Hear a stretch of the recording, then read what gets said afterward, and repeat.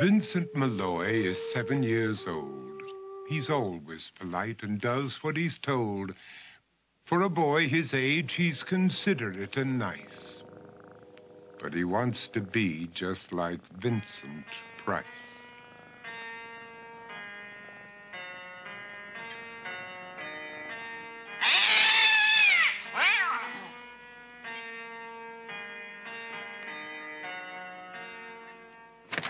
He doesn't mind living with his sister, dog, and cats, though he'd rather share a home with spiders and bats.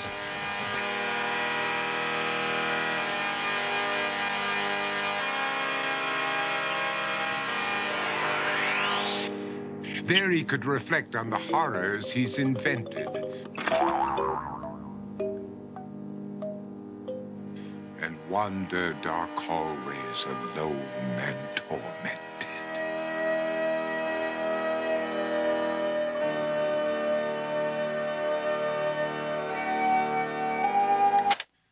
Vincent is nice when his aunt comes to see him, but imagines dipping her in wax for his wax museum.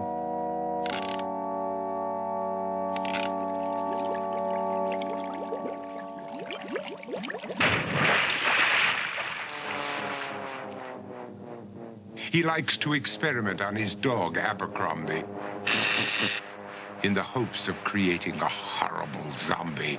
So he and his horrible zombie dog could go searching for victims in the London fog. His thoughts, though, aren't only of ghoulish crime. He likes to paint and read to pass some of the time. While other kids read books like Go, Jane, Go, Vincent's favorite author is Edgar Allan Poe. One night, while reading a gruesome tale, he read a passage that made him turn pale. Such horrible news he could not survive, for his beautiful wife had been buried alive.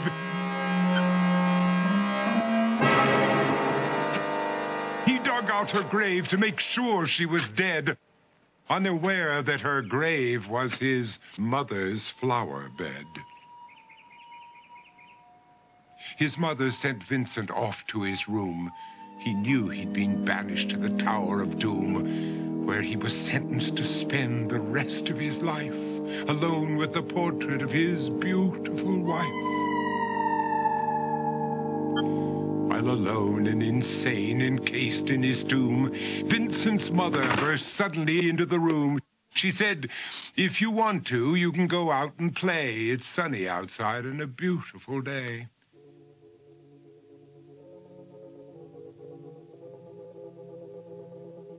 Vincent tried to talk, but he just couldn't speak. The years of isolation had made him quite weak. So he took out some paper and scrawled with a pen, "I am possessed by this house and can never leave it again." His mother said, "You're not possessed and you're not almost dead. These games that you play are all in your head. You're not Vincent Price, you're Vincent Malloy. You're not tormented or insane, you're just a young boy. You're 7 years old and you are my son.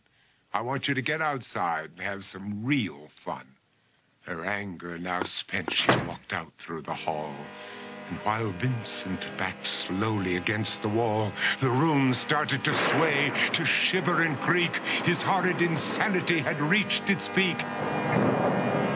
He saw Abercrombie, his zombie slave, and heard his wife call from beyond the grave. She spoke from her coffin and made ghoulish demands, while through cracking walls reached skeleton hands. Every horror in his life that had crept through his dreams swept his mad laughter to terrified screams. To escape the madness, he reached for the door, but fell limp and lifeless down on the floor. His voice was soft and very slow as he quoted The Raven from Edgar Allan Poe. And my soul from out that shadow that lies floating on the floor shall be lifted nevermore.